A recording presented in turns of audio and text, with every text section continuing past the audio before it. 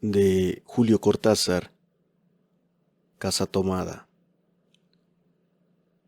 Nos gustaba la casa porque, aparte de espaciosa y antigua, hoy que las casas antiguas sucumben a la más ventajosa liquidación de sus materiales, guardaba los recuerdos de nuestros bisabuelos, el abuelo paterno, nuestros padres y toda la infancia.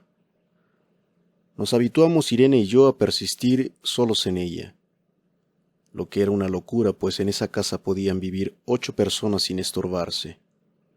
Hacíamos la limpieza por la mañana levantándonos a las 7, y a eso de las 11 yo le dejaba a Irene las últimas habitaciones por repasar y me iba a la cocina. Almorzábamos a mediodía, siempre puntuales.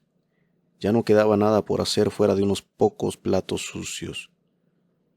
Nos resultaba grato almorzar pensando en la casa profunda y silenciosa y cómo nos bastábamos para mantenerla limpia.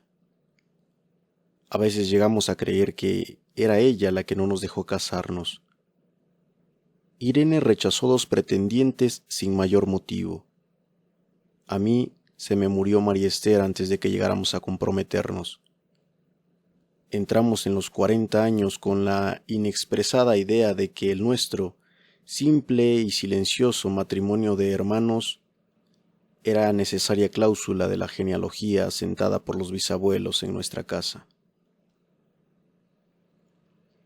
Nos moriríamos allí algún día. Vagos y esquivos primos se quedarían con la casa y la echarían al suelo para enriquecerse con el terreno y los ladrillos. O mejor, nosotros mismos la voltearíamos justicieramente antes de que fuese demasiado tarde. Irene era una chica nacida para no molestar a nadie.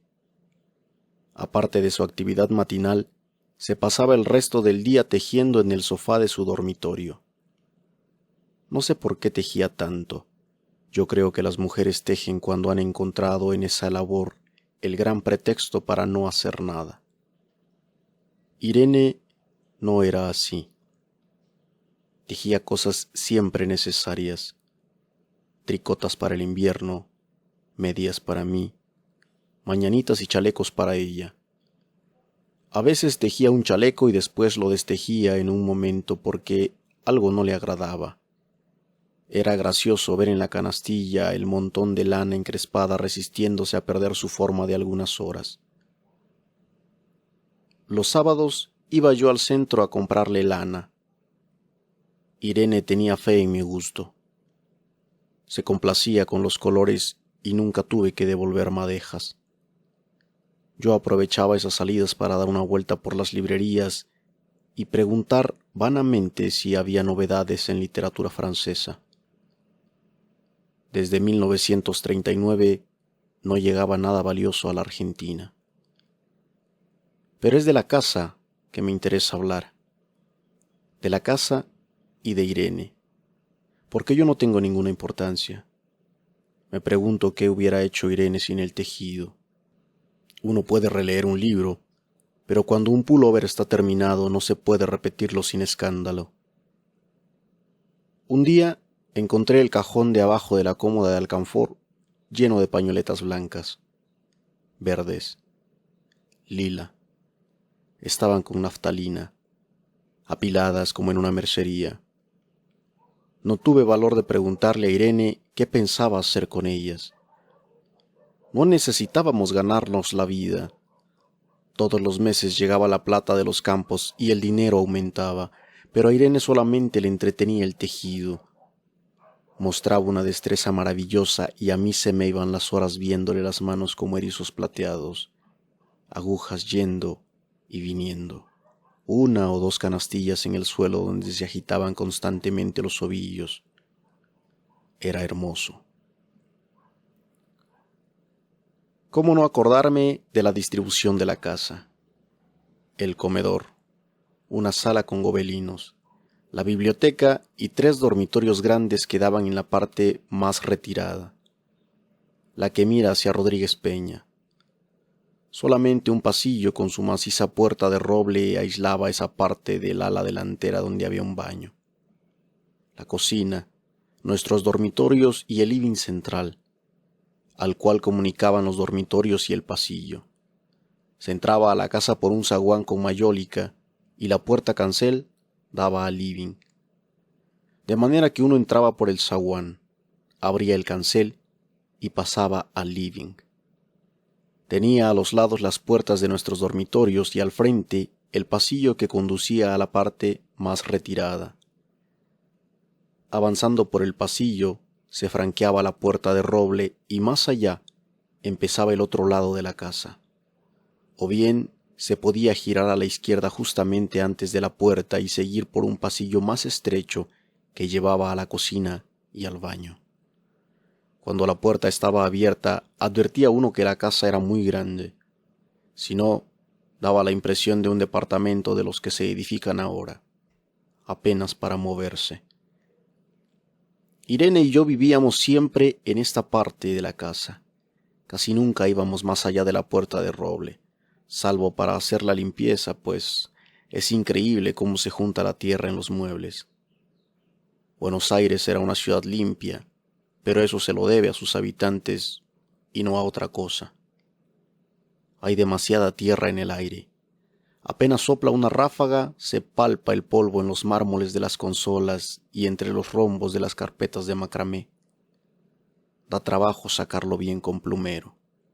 Vuela y se suspende en el aire. Un momento después, se deposita de nuevo en los muebles y los pianos. Lo recordaré siempre con claridad, porque fue simple y sin circunstancias inútiles. Irene estaba tejiendo en su dormitorio. Eran las 8 de la noche y de repente se me ocurrió poner al fuego la pavita del mate. Fui por el pasillo hasta enfrentar la entornada puerta de roble y daba la vuelta al codo que llevaba a la cocina cuando escuché algo en el comedor o la biblioteca. El sonido venía impreciso y sordo, como un volcarse de silla sobre la alfombra o un ahogado susurro de conversación. También lo oí, al mismo tiempo o un segundo después, en el fondo del pasillo que traía desde aquellas piezas hasta la puerta. Me tiré contra la puerta antes de que fuera demasiado tarde. La cerré de golpe apoyando el cuerpo. Felizmente, la llave estaba puesta de nuestro lado y además corrí el gran cerrojo para más seguridad. Fui a la cocina. Calenté la pavita y cuando estuve de vuelta con la bandeja del mate, le dije a Irene. Tuve que cerrar la puerta del pasillo. Han tomado la parte del fondo. Dejó caer el tejido y me miró con sus graves ojos cansados. ¿Estás seguro? Asentí. Entonces, dijo recogiendo las agujas, tendremos que vivir de este lado. Yo cebaba el mate con mucho cuidado, pero ella tardó un rato en reanudar su labor. Me acuerdo que tejía un chaleco gris. A mí me gustaba ese chaleco. Los primeros días nos pareció penoso porque ambos habíamos dejado en la parte tomada muchas cosas que queríamos. Mis libros de literatura francesa, por ejemplo, estaban todos en la biblioteca. Irene extrañaba unas carpetas, un par de pantuflas que tanto la abrigaban en invierno. Yo sentía mi pipa de enebro y creo que Irene pensó en una botella de esperidina de muchos años. Con frecuencia, pero esto solamente sucedió los primeros días, cerrábamos algún cajón de las cómodas y nos mirábamos con tristeza. No está aquí. Y era una cosa más de todo lo que habíamos perdido al otro lado de la casa. Pero también tuvimos ventajas. La limpieza se simplificó tanto que, aun levantándose tardísimo, a las 9:30, por ejemplo, no daban las 11 y ya estábamos de brazos cruzados. Irene se acostumbró a ir conmigo a la cocina y a ayudarme a preparar el almuerzo. Lo pensamos bien y se decidió esto. Mientras yo preparaba el almuerzo, Irene cocinaría platos para comer fríos de noche. Nos alegramos porque siempre resulta molesto tener que abandonar los dormitorios al atardecer y ponerse a cocinar. Ahora nos bastaba con la mesa en el dormitorio de Irene y las fuentes de comida fiambre. Irene estaba contenta porque le quedaba más tiempo para tejer. Yo andaba un poco perdido a causa de los libros, pero por no afligir a mi hermana me puse a revisar la colección de estampillas de papá, y eso me sirvió para matar el tiempo. Nos divertíamos mucho, cada uno en sus cosas, casi siempre reunidos en el dormitorio de Irene, que era más cómodo. A veces Irene decía: «Fíjate este punto que se me ha ocurrido. ¿No da un dibujo de trébol?». Un rato después, era yo el que le ponía ante los ojos un cuadradito de papel para que viese el mérito de algún sello de Upen y Malmedy. Estábamos bien, y poco a poco empezamos a no pensar. Se puede vivir sin pensar. Cuando Irene soñaba en alta voz, yo me desvelaba enseguida. Nunca pude habitarme a esa voz de estatua o papagayo, voz que viene de los sueños y no de la garganta. Irene decía que mis sueños consistían en grandes sacudones que a veces hacían caer el cobertor. Nuestros dormitorios tenían el living de por medio, pero de noche se escuchaba cualquier cosa en la casa. Nos oíamos respirar, toser. Presentíamos el ademán que conduce a la llave del velador, los mutuos y frecuentes insomnios. Aparte de eso, todo estaba callado en la casa. De día eran los rumores domésticos, el roce metálico de las agujas de tejer, un crujido al pasar las hojas del álbum filatélico, la puerta de roble, creo haber dicho, era maciza. En la cocina y el baño que quedaban tocando a la parte tomada, nos poníamos a hablar en voz más alta o Irene cantaba canciones de cuna. En una cocina hay demasiado ruido de loza y vidrios para que otros sonidos irrumpan en ella. Muy pocas veces permitíamos allí el silencio, pero cuando tornábamos a los dormitorios y al living, entonces la casa se ponía callada y a media luz. Hasta pisábamos más despacio para no molestarnos. Yo creo que era por eso que de noche, cuando Irene empezaba a soñar en alta voz, me desvelaba enseguida. Es casi repetir lo mismo, salvo las consecuencias. De noche siento sed, y antes de acostarnos le dije a Irene que iba hasta la cocina a servirme un vaso de agua. Desde la puerta del dormitorio, ella tejía, oí un ruido en la cocina. Tal vez en la cocina o tal vez en el baño, porque el codo del pasillo apagaba el sonido. A Irene le llamó la atención mi brusca manera de detenerme y vino a mi lado sin decir palabra.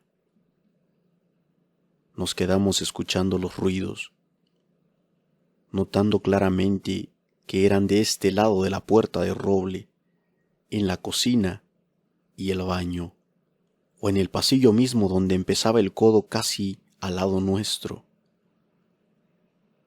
No nos miramos siquiera. Apreté el brazo de Irene y la hice correr conmigo hasta la puerta cancel sin movernos hacia atrás. Los ruidos se hacían más fuerte, pero siempre sordos y a espaldas nuestras. Cerré de golpe la cancel y nos quedamos en el zaguán. Ahora no se oía nada.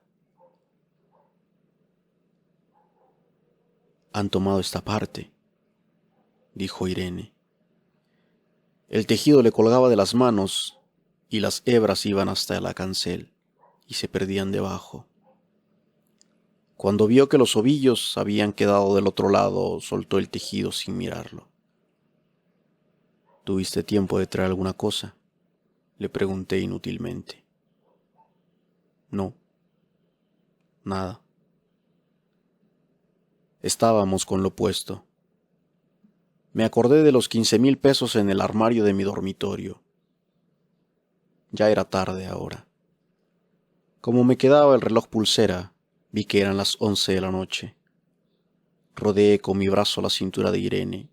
Yo creo que ella estaba llorando. y salimos así a la calle. Antes de alejarnos, tuve lástima. Cerré bien la puerta de entrada y tiré la llave a la alcantarilla. No fuese que algún pobre diablo se le ocurriera robar y se metiera en la casa a esa hora y con la casa tomada.